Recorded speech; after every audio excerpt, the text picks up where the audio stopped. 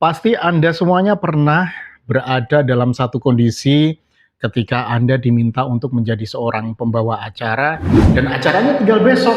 Tapi hari ini Anda masih bingung. Apa yang harus Anda persiapkan? Apa yang harus Anda pelajari dan kira-kira besok apa yang harus Anda lakukan gitu kan? Udah pernah ngalami kayak gitu ya? Nah, makanya hari ini kita akan membahas terkait persiapan apa saja yang biasa dilakukan sebelum kita menjadi atau melakukan pekerjaan menjadi seorang pembawa acara. Kita simak.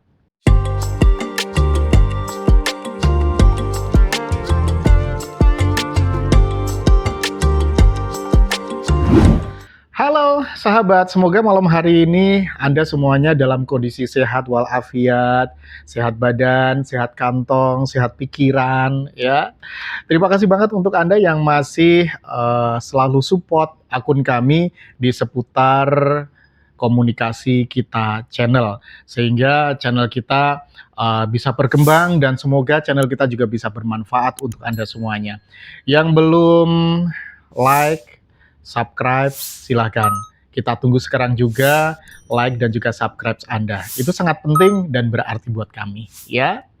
Baik sahabat, seperti thumbnail yang tadi sudah kita sampaikan bahwa kira-kira persiapan apa saja ketika kita mau melakukan pekerjaan menjadi seorang pembawa acara. Atau istilahnya kalau mau nge-MC kita harus ngapain aja. Nah, itu yang akan kita bahas ya. Nah, yang pertama sahabat,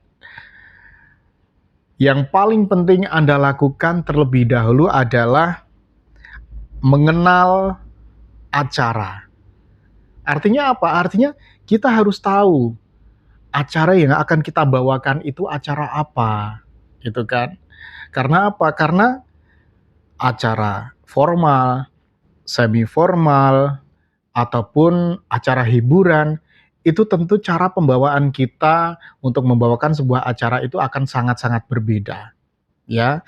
Jadi sangat penting Anda cari informasi kira-kira besok itu acaranya apa ya. Tapi ya nggak mungkin ketika panitia menghubungi Anda, dia tidak menjelaskan besok itu acara apa. Tapi dalam satu kondisi tertentu, ketika itu sifatnya mendadak, bisa jadi Anda hanya diminta datang untuk menjadi seorang MC atau pembawa acara, tapi Anda tidak diberikan informasi itu acara tentang apa. Itu. Jadi, ada baiknya Anda cari informasi. Itu sebagai langkah persiapan Anda. Kira-kira besok acaranya apa ya? Dan ketika sudah tahu acaranya apa, kemudian Anda bisa memutuskan, oh, aku akan seperti ini gayaku membawakan acara. Nah, itu sangat penting untuk Anda. Oke? Yang kedua, yang nggak kalah pentingnya adalah Anda mencoba cari tahu informasi mengenal tamu undangan acara. Jadi siapa tamunya, siapa yang datang, usahakan Anda tahu informasi itu, ya. Karena ketika pejabat yang datang, atau masyarakat umum yang datang, atau mungkin itu di acara khusus, seniman, budayawan yang datang, itu akan mempengaruhi gaya nge-MC kita atau gaya kita membawakan sebuah acara ya. Jadi sangat penting kira-kira usia berapa yang datang itu. Kan nggak mungkin ketika acara orang dewasa kita menggunakan gaya acara anak-anak, kan nggak mungkin. Atau sebaliknya gitu kan. Atau mungkin itu acara yang sangat energik, acara yang sangat ramai. Nggak mungkin kita bawakan sesuai dengan atau seperti acara ketika kita membawakan acara di acara formal, kan nggak mungkin, ya. Makanya mengenal tamu undangan itu sangat penting. Selain itu, kepentingan dari tamu undangan itu apa di situ. Nah, itu juga harus Anda cari tahu supaya Anda bisa mempersiapkan gaya terbaik Anda, ya kan, performa terbaik Anda saat menjadi seorang pembawa acara. Yang ketiga, ini juga tidak kalah penting. Persiapkan skrip, ya. Persiapkan skrip ini bisa mencakup semua elemen, ya. Mulai dari pembukaan, sapaan, penghormatan, ya kan, sampai dengan acara terakhir itu Anda buat skripnya, ya kan. Sedetail mungkin, ya, sedetail mungkin Anda harus menyiapkan skrip itu.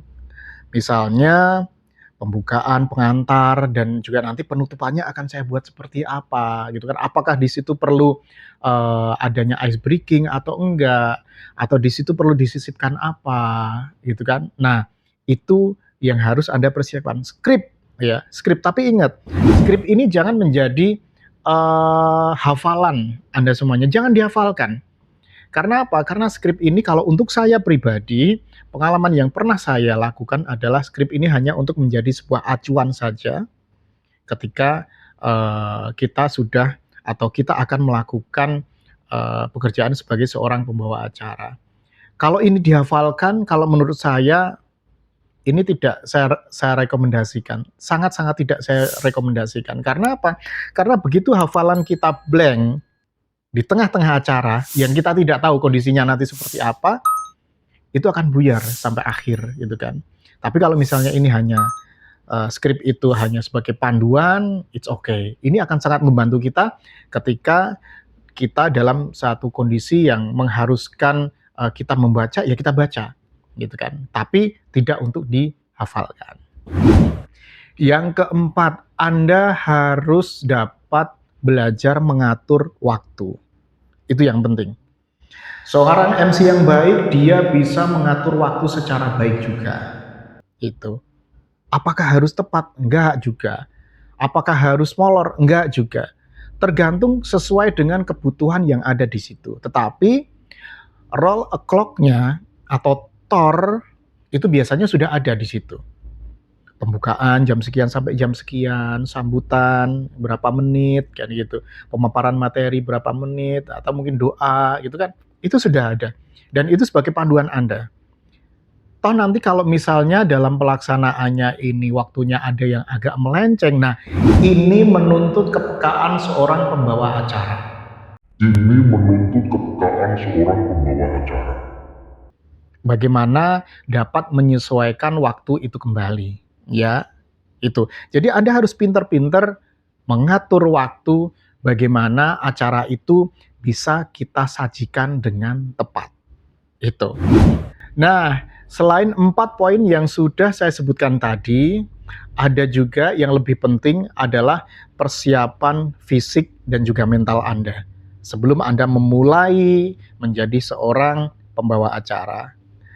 Anda bisa berlatih nih, berlatih berbicara mungkin di depan cermin, atau mungkin Anda bisa merekam suara, ya kan? Kemudian Anda dengarkan, kira-kira pas nggak ya suara saya? Atau kira-kira pas nggak ya artikulasi saya?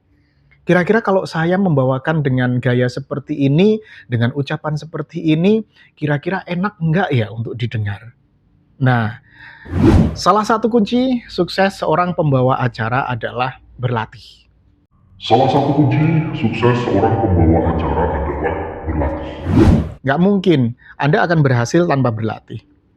Gitu. Makanya di beberapa video yang lalu saya tekankan, ketika ada kesempatan untuk menjadi seorang pembawa acara, terima itu.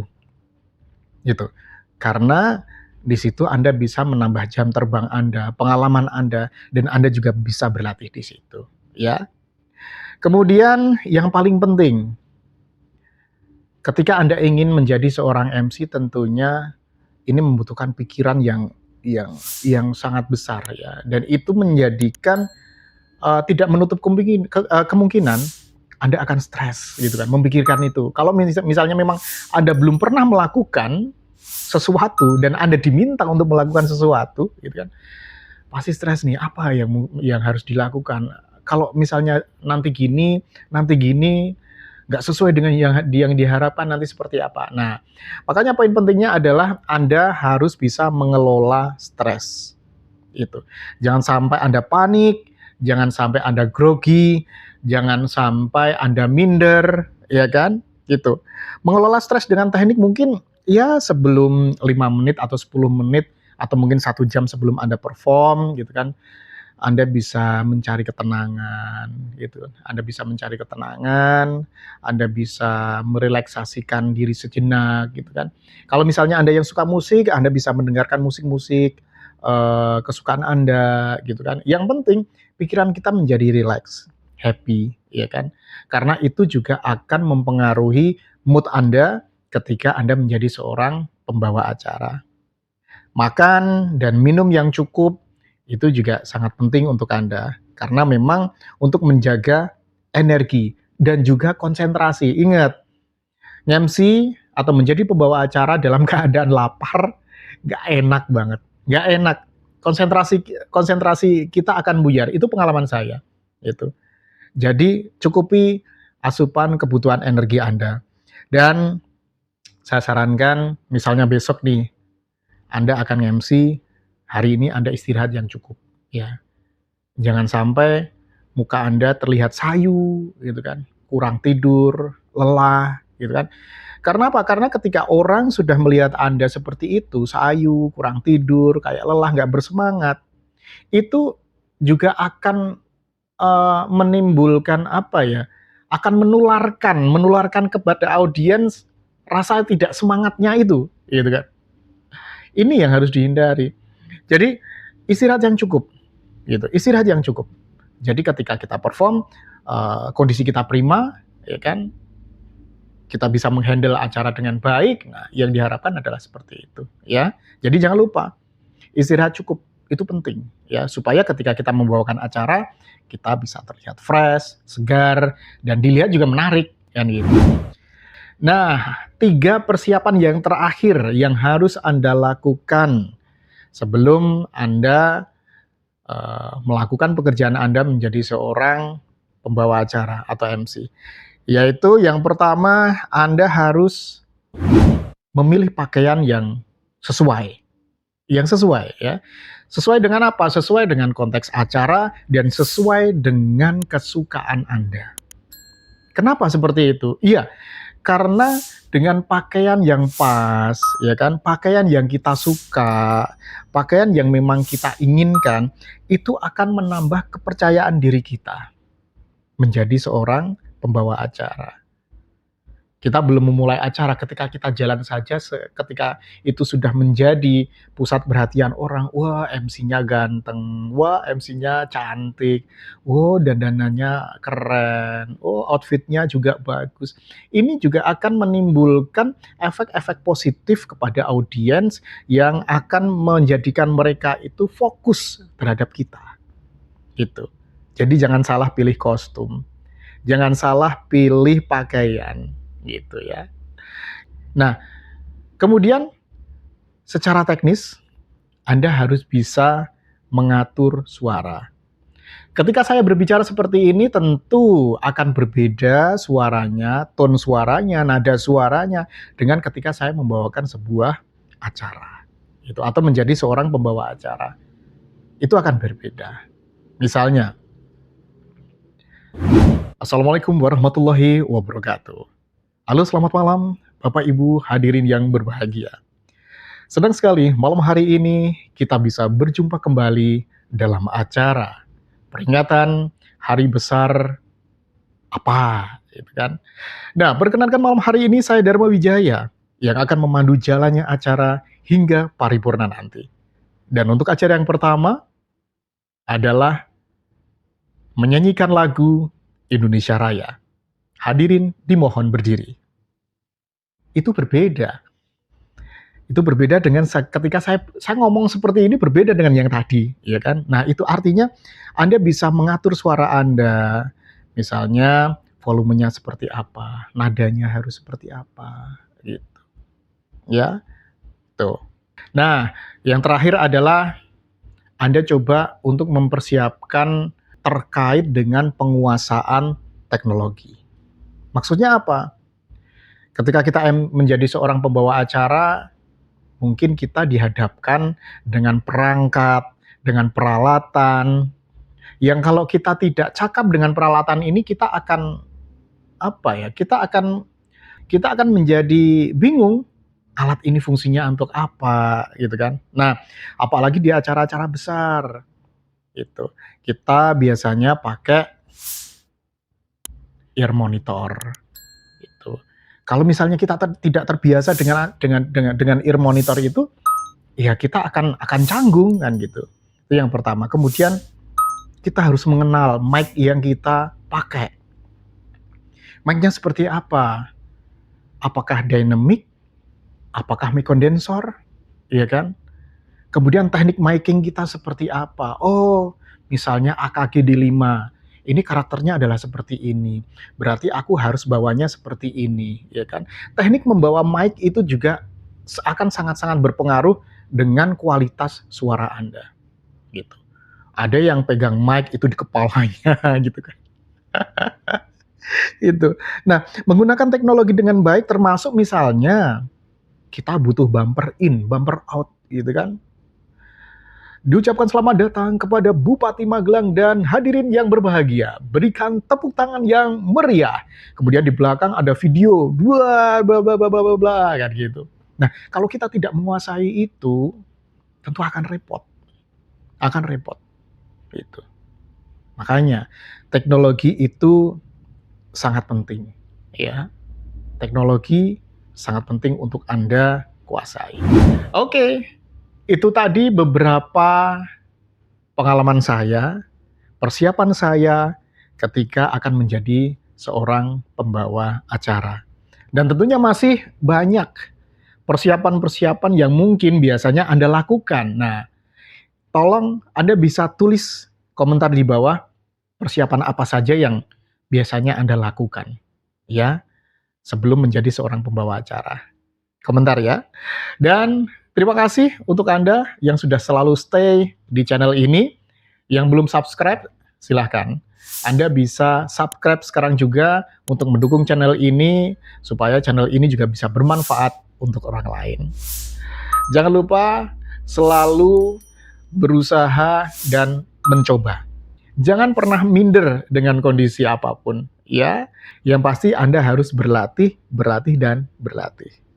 Oke, kita ketemu lagi di video selanjutnya. Masih di seputar komunikasi kita channel. Dadah!